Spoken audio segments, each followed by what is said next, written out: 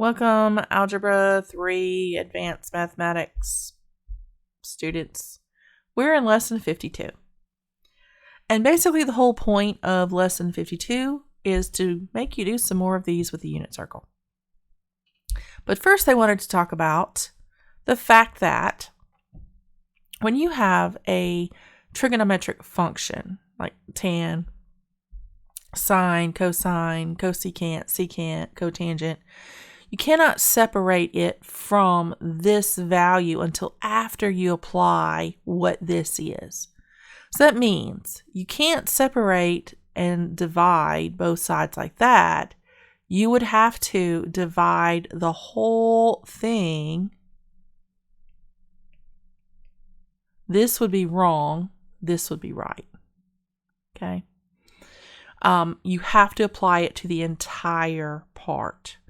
So, let us begin. Did I say 52? Yeah, 52. Let's begin with 52.1. So here we have the tangent of 3 times theta minus 1 is equal to 0. So we're just going to, where this operation breaks it apart, we're going to add 1 to both sides. So that gives us the tan of 3 times theta is equal to a positive 1. So we're going to look on our unit circle chart and we're going to find the tangent that is equal to a positive 1. And we know the tangent is going to be the opposite over the adjacent. So it's going to be the outside number over the inside number. Which if it equals to 1, it doesn't really matter because it's going to be the same number, right? So here's our first one. Square root of 2 over square root of 2, that is equal to 1, right? So 45 degrees.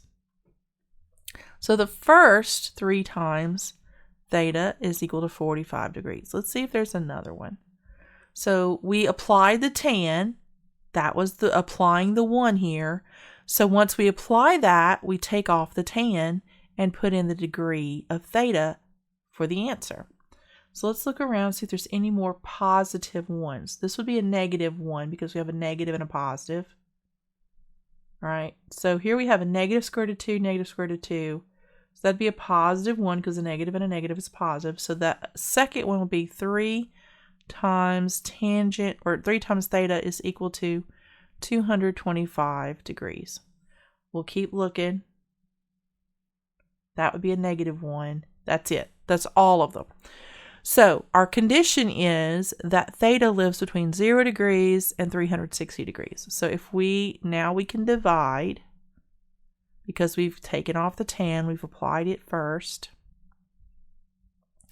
So theta is equal to 15 degrees, or theta is equal to 75 degrees. Now, the condition here that says theta lives between 0 and 360, that's one circuit of our unit circle. If this had said 720, we would have had to have gone around twice. And the second time around, you add 360 to the number that you circle.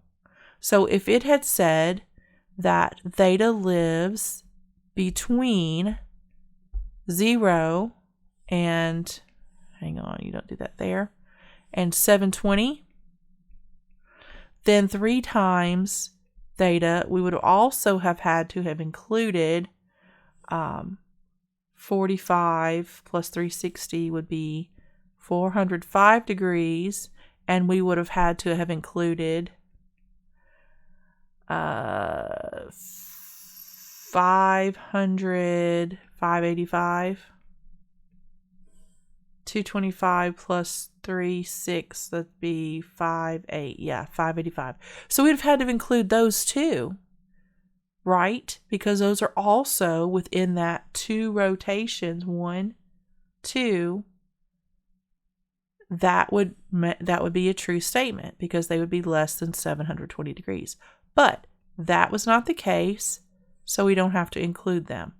We just had to go 1 rotation of 360. And our answers are that theta is equal to 15 degrees and 75 degrees. Let's look at 52.2.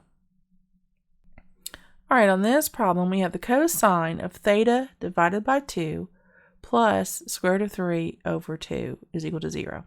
So again, we're going to move this over and we'll get the cosine of theta over 2 is equal to a negative square root of 3 over 2. So that's what we're going to look for. The cosine of whatever this is equal to this. So we're going to find it. So negative 3 over 2. And remember, cosine is the first one, sine is the second one. They're in alphabetical order. So we're looking for the first number to be, here we go, here's 1. So it'd be 150. So the cosine, actually, theta divided by 2 is going to equal 150 degrees. All right, let's see if we've got another one. So here's another one, negative square root of 3 over 2, that's 210. So theta over 2 for the second one is equal to 210. So now we figure out what theta is, right? So theta is going to be, theta divided by 2 is 150. So we multiply both sides by 2 and we get that theta is equal to 300 degrees. We do the same thing here and we get that theta is equal to 420 degrees. But our condition says that theta has to live between 0 and 360 degrees. So theta cannot be 420. It can only be 300 degrees. And that's our answer. All right, easy peasy. Just be sure to look at your condition when you get your answers and make sure it falls within that condition.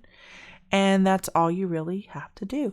Make sure that you get your cosine or your sine or whatever your trigonometric function is by itself equal to whatever the other number is. Then use this to get rid of this, right? This was your cosine. That's what's asking for, is a cosine of this is equal to this.